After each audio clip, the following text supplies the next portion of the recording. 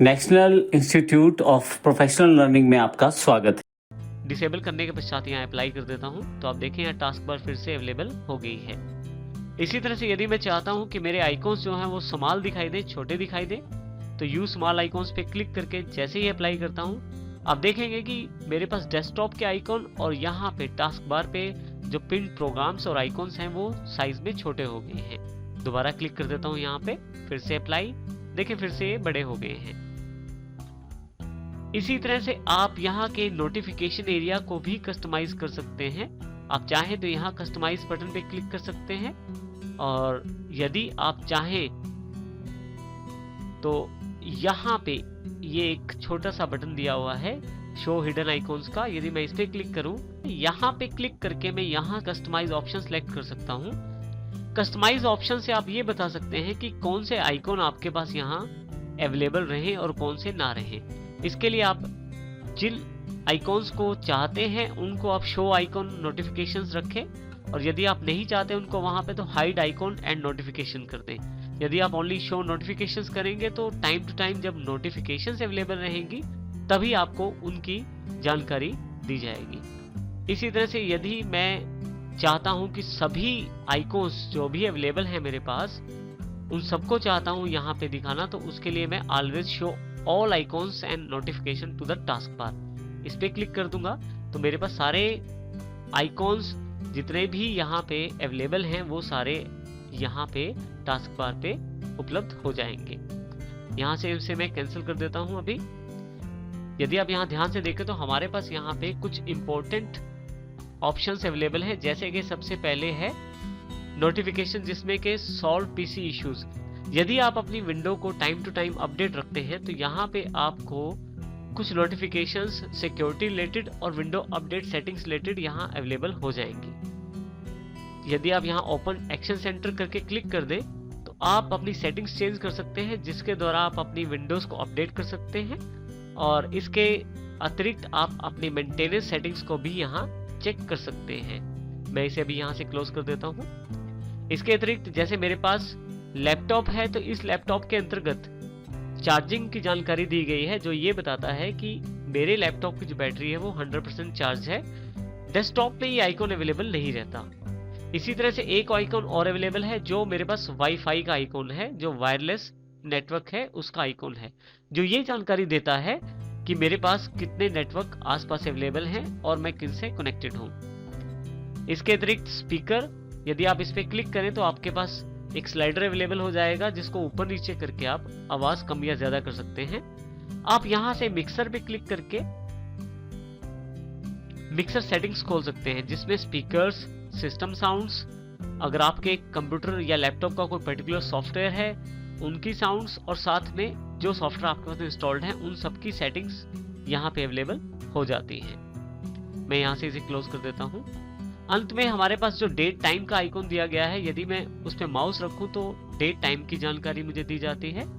यदि मैं इसे यहाँ क्लिक कर दूं तो मेरे पास कैलेंडर के रूप में और एक क्लॉक के रूप में जानकारी अवेलेबल है, डेट और टाइम दोनों की। यहाँ पे यदि मैं डेट टाइम चेंज करना चाहता हूँ तो मुझे यहाँ पे change date and time settings पे क्लिक करना पड़ेगा। जैसे मैं इस पे क्लिक करता हूँ मेरे पास यहाँ पे जो बॉक्स अवेलेबल हुआ है उसमें चेंज डेट टाइम मुझे लेना पड़ेगा।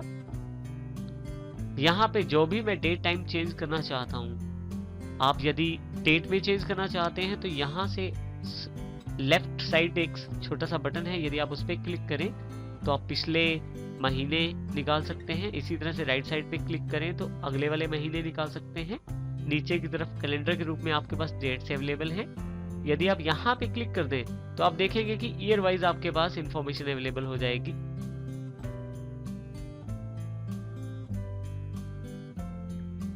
यदि आप यहाँ पे क्लिक कर दें तो आपके पास ईयर और उससे रिलेटेड सभी मंथ्स अवेलेबल हो जाएंगे। दोबारा यहाँ पे क्लिक करने पर आपके पास सभी ईयर्स अवेलेबल हो जाएंगे। अब मान लीजिए मुझे डेट 2013 में सिलेक्ट करनी है तो 2013, उसके बाद कौन सा महीना है वो सिलेक्ट करना है तो वो मंथ, और फिर जो डेट है उसकी जानकारी। इस तरह से यहाँ मैं डेट की सेटिंग कर सकता हूँ। साथ ही यहाँ पे मैं टाइम की सेटिंग कर सकता हूँ।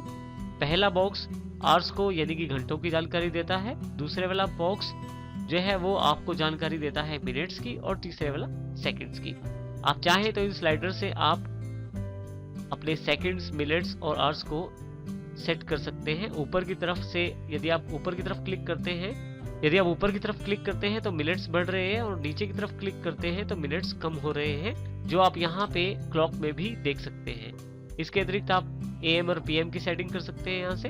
और फाइनली जो आप टाइम सेलेक्ट करते हैं उसको ओके कर दें और फिर से ओके करते हैं, तो जो डे टाइम सेटिंग्स किया है वो यहाँ आपके पास अवेलेबल हो जाएगी।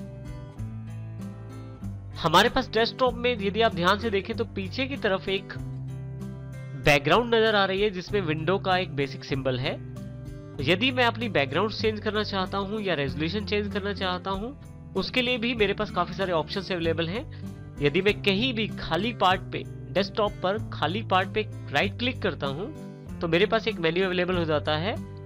यहाँ सबसे पहले देखिए व्यू ऑप्शन अवेलेबल है, जो कि मेरे डेस्कटॉप के आइकॉन्स को बड़ा और छोटा कर सकता है। जैसे ही लार्ज आइकॉन्स करता हूं, देखिए बड़े आइकॉन्स अवेलेबल हो जाते हैं, और मीडियम और स्मॉल आइकॉन्स के रूप में भी ऑप्शन आपके पास अवेलेबल है।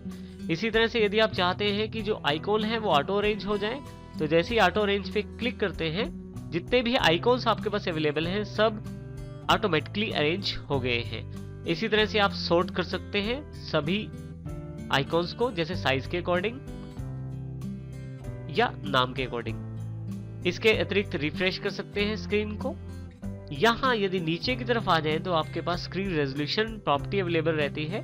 यदि आप इस पे क्लिक करें तो आप अपने कंप्यूटर के अकॉर्डिंग सही रेजोल्यूशन का निर्धारण कर सकते हैं। रेजोल्यूशन यदि आप यहाँ देखें तो यहाँ आपके पास डिस्प्ले कौन सा अवेलेबल है आपके पास। यदि आपके पास एक से ज्यादा डिस्प्ले अवेलेबल है, अर्थात एक आपकी स्क्रीन जो चल रही है, और यदि आपके पास कोई प्रोजेक्टर अवेलेबल है या कोई LCD साथ में जुड़ी हुई है तो उसकी जानकारी भी यहाँ अवेलेबल हो जाएगी। साथ ही यहाँ रेजोल्यूशन चुन सकते हैं। यदि आप रेजोल्यूशन कम रखते हैं तो आपके पास यहाँ पे क्लैरिटी कम हो जाती है और साथ ही आइकॉन्स बड़े हो जाते हैं। देखिए मैं इसे अप्लाई कर देता हूँ। जैसे ही अप्लाई करता हूँ मेरे पास यहाँ पे सेटिंग्स थोड़ी सी अलग हो गई है, डिफर हो गई है। और यदि मैं इनको रखना चाहता हूँ तो मेरे पास कुछ सेकंड्स का टाइम अवेलेबल रहता है नीचे। कीप चेंजेस करते ही ये आ जाएंगी और रिवर्ट करते ही ये वापस हो जाएंगी। मैं इसे रिवर्ट कर देता हूं, जिससे कि जैसी सेटिंग्स मेरे पास अवेलेबल थी वैसी फिर से आ गई हैं। यहां से मैं इसे कैंसिल कर देता हूं दोबारा।